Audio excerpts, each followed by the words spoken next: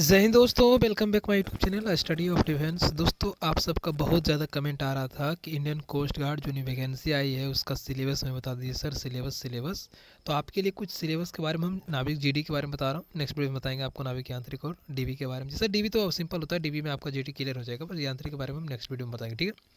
तो first of all हम समझ लेते हैं क्या है इसका कुछ। सबसे पहले क्राइटेरिया को समझते हैं। जैसा कि आपको पता होगा कि यदि आप जीडी के लिए अप्लाई करना चाहता है तो आपका जो एजुकेशन क्वालिफिकेशन होना चाहिए गाइस, वो आपको 10+2 पास होना चाहिए किसी भी बोर्ड से, इंडिया के किसी बोर्ड से, एससीसी बोर्ड हो, सीबीएसई बोर्ड हो या आप किसी स्टेट बोर्ड से हो, आपको सिर्फ पास होना चाहिए।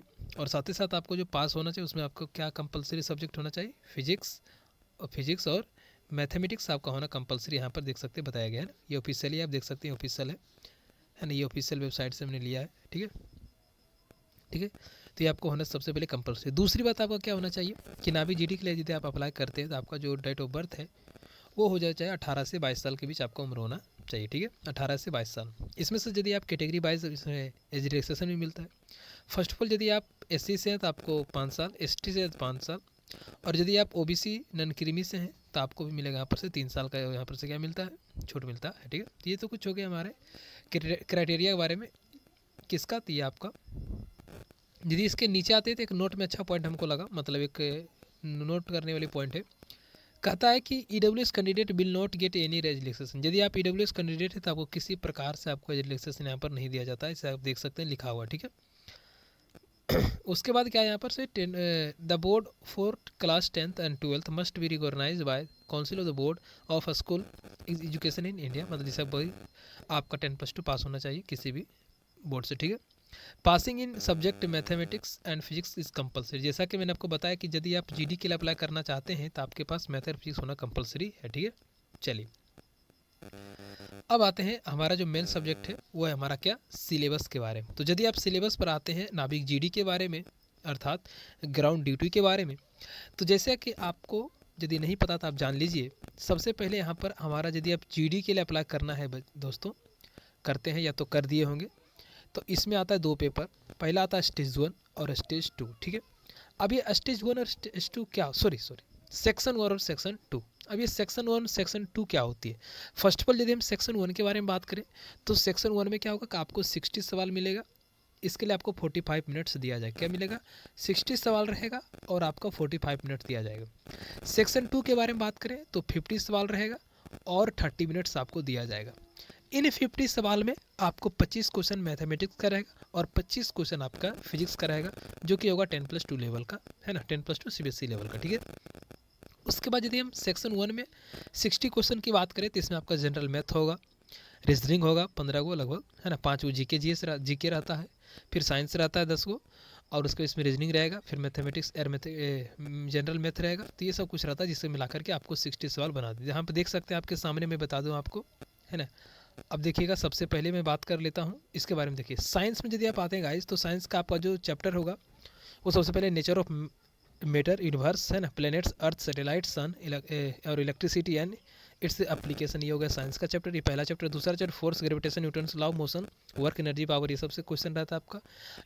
Heat temperature, metals and non metals, ये सब आपका क्वेश्चन रहेगा साइंस पोर्सन से, ठीक है। तो ये रहता है साइंस के पोर्शन हो गया, ठीक है। अब बात कर लेते हैं यदि आप आ जाते हैं मैथमेटिक्स में, है ना, जनरल मैथमेटिक्स में। तो जनरल मैथमेटिक्स में आपके सामने देख सकते हैं कि मैथमेटिकल सिंप्लीफिकेशन, रेशियो, है ना, proportion, algebraic identities, linear equations and polynomials और इक्वेशंस, बेसिक ट्रिग्नोमेट्री का रहेगा। सिंपल मेंसुरेशन रहेगा, ज्योमेट्री रहेगा, मेंसुरेशन ऑफ सेंट्रल, है ना, टेंडेंसी रहेगा, एवरेज, मीडियम एंड मोड, जैसा कि आपको पता होगा माध्यमिक का बहुत है कि इस वाले वो 100% फिक्स रहता है। इंटरेस्ट होगा आपका, प्रॉफिट लॉस होगा, परसेंटेज होगा, work time and speed and distance, इस सबसे सवाल आपका एग्जाम में पूछा जाता है। बस इतना आपको मैथमेटिक्स से आएगा। हम बात करते हैं अगला चैप्टर जो कि आपके सामने क्या है, इंग्लिश पोर्शन, जिससे आपको 15 सवाल मिलेगा कम से कम, जिसमें सबसे ज़्यादा आपको पैसेज, आपका preposition, correction of sentences, change active to passive, active passive आपका। अगले यदि पिछले बारे में बात करते हैं तो जो पिछला एग्जाम हुआ था गाइज उसमें आपका 3 से 4 सिर्फ आपका एक्टिव पैसिव का सवाल पूछा था, है ना। एक्टिव पैसिव और नरेशन सवाल बहुत ज़्यादा पूछा जाता है, ठीक है। वही change direct to indirect speech, ठीक है, नरेशन जिसको कहते हैं, वर्ब, टेंस, नाउन, है ना, पंचुएशन, ये सब सवाल आपसे पूछेगा, ठीक है। आपसे कुछ 1-2 सवाल आपका सिनोनिम्स एंटोनिम्स आता है, एक दो का अप्रोक्सीमेटली रहता है ना।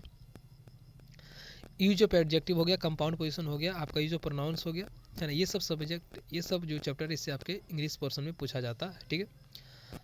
अगला चैप्टर है आपका जनरल अवेयरनेस के बारे में। जनरल अवेयरनेस में आपका कुछ ज़्यादा नहीं, मतलब 5 से 6 सवाल रहता है, जिसमें आपका ज्योग्राफी से ज्योग्राफी में क्या है, सोइल, रिवर, माउंटेन्स, पोर्ट्स, है ना, इनलैंड्स, आपका इस हार्बर्स का सब सवाल पूछता है। Culture and religion, freedom, momentum, empowerment, national fact, इस हिसाब से एक सवाल पूछा जाता है। हिस्ट्री में आपका defence, war and neighbours, awards and the author's, है ना, ये सब सवाल आपको जनरली पूछा जाता है। करंट अफेयर्स में वही होगा आपका लैंग्वेज के बारे में, है ना, कैपिटल्स, करेंसीज, कॉमनिज्म नेम जो है उस सबसे पूछा जाता है, ठीक है।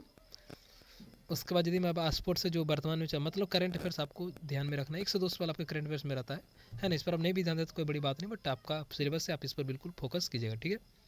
अगली बात आती है रीजनिंग के बारे में। यदि हम रीजनिंग के बारे में बात करें तो रीजनिंग में आपका, है ना, रीजनिंग का 15 सवाल बहुत ही अच्छा सवाल रहता है, और उतना भी खास, मतलब उतना भी हार्ड नहीं रहता है ना। स्पेलिंग टेस्ट हो गया आपका, है ना, कोडिंग डिकोडिंग, 1 से 2 सवाल कोडिंग डिकोडिंग का आपका पूछ दिया जाता है ना। तो आपके सामने देख सकते हैं, ये कुछ रीजनिंग के चैप्टर है, आप देख सकते हैं यहाँ पर, है ना। तो इन सारे चैप्टरों से आपके एग्जाम में पूछा जाता है, ठीक है। तो मैंने सिलेबस के बारे में बता दिया, ये सेक्शन 1 का सिलेबस है। अब बात करते हैं, जैसा कि आपको पता होगा, यदि आप जीडी के लिए भरना चाहते हैं गाइस, तो आपको दो सेक्शन देना पड़ेगा। सेक्शन 1 का मैंने बात कर दिया। अब यहाँ पर देख सकते हैं एक पॉइंट लगा गया, है ना। आप सेक्शन 2 के बारे में बात करते हैं। यदि आप सेक्शन 2 में बात करते हैं, है ना, यहाँ पर देख सकते हैं द सिलेबस, ये जो लिखा हुआ है यहाँ पर देखिए, यहाँ पर एक पॉइंट है कि the syllabus of science and mathematics will be update grade 10 of CBSE syllabus, है ना, मतलब 10th के सिलेबस पर डिपेंडेबल होते हैं सेक्शन 1 का, ठीक है। दूसरी बात, यदि आप सेक्शन 2 के बारे में बात करते हैं तो सेक्शन 2 में क्या होगा, आपका फिजिक्स आएगा और मैथमेटिक्स आएगा। फिजिक्स में बताते हैं मैं आपको, वही सीबीएसई का 10+2 लेवल रहेगा, ठीक है, जिसमें से अच्छा खासा सवाल इसमें रहता है ना। 25 सवाल 15 मिनट में करना पड़ता है। Physical, word and measurement, kinetics, law of motion, जो भी हो, ये सब आपके चैप्टर हैं, ठीक है। मैथमेटिक्स में बात करेंगे इस साइड, तो आपका मैथमेटिक्स देख सकते हैं, सेट, रिलेशन, फंक्शन, आपका एलजेब्रा हो गया, वेक्टर हो गया, है ना, ये सब सवाल पूछा जाता है। डिफरेंशिएशन से सवाल अगला बार अच्छा पूछा था, 3 से 4 सवाल। लीनियर प्रोग्रामिंग से सवाल पूछा जाता है। कोऑर्डिनेट ज्योमेट्री, कैलकुलस से अच्छा खासा सवाल पूछा जाता है। मैथमेटिक्स, रीजनिंग, प्रोबेबिलिटी से 1 से 2 सवाल पूछा जाता है ना। और इधर यदि बात करते हैं तो आपका क्या है, इलेक्ट्रोस्टैटिक्स, जो कि करंट मैग्नेटिक, ये जो आपका जो पहला चैप्टर है 12th का, इससे पूछा जाता है। ऑप्टिक्स से ऑप्टिक्स से भी सवाल आपका 1 से 2 सवाल पूछा जाता है ना। Dual nature of the matter and relations atom and nucleus, ठीक है। रिलेशन फंक्शन सवाल आपका 1 से 2 सवाल पूछेगा, है ना। ये 5वां electronics device and communicating systems, ये सब सवाल आपके एग्जाम में पूछा जाता है ना। और यहाँ पर एक बहुत अच्छी पॉइंट लिख दिया है, यदि इसको आप गौर करते तो कहा था कि the syllabus of physics and mathematics will be grade 11th and 12th of CBSE. बिल्कुल मैंने बता दूं आपको कि यदि आप सेक्शन 1 का एग्जाम देते हैं तो आपको 10th लेवल, है ना, क्या 10th लेवल।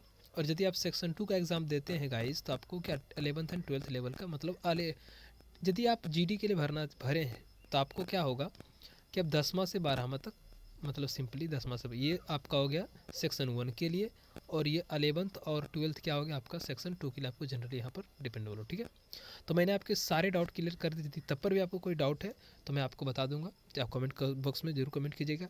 ये रहा आपका बहुत इंपॉर्टेंट क्वेश्चन, जो कि बार बार आप कमेंट करके पूछ रहे थे कि सर बताइए हमें जनाब जीडी का सिलेबस क्या होता है, क्या एजुकेशन क्वालिफिकेशन होता है। मैंने सारे डाउट को क्लियर कर दिए। तब पर भी यदि आपको डाउट है तो आप कमेंट करके हमें कमेंट बॉक्स में पूछ सकते हैं। और यदि यदि आप चैनल, ये वीडियो आपको अच्छा लगे तो सब्सक्राइब कर लीजिएगा और बेल आइकन को हिट कर लीजिएगा। मिलते हैं अगली वीडियो में, तब तक के लिए जय हिंद दोस्तों।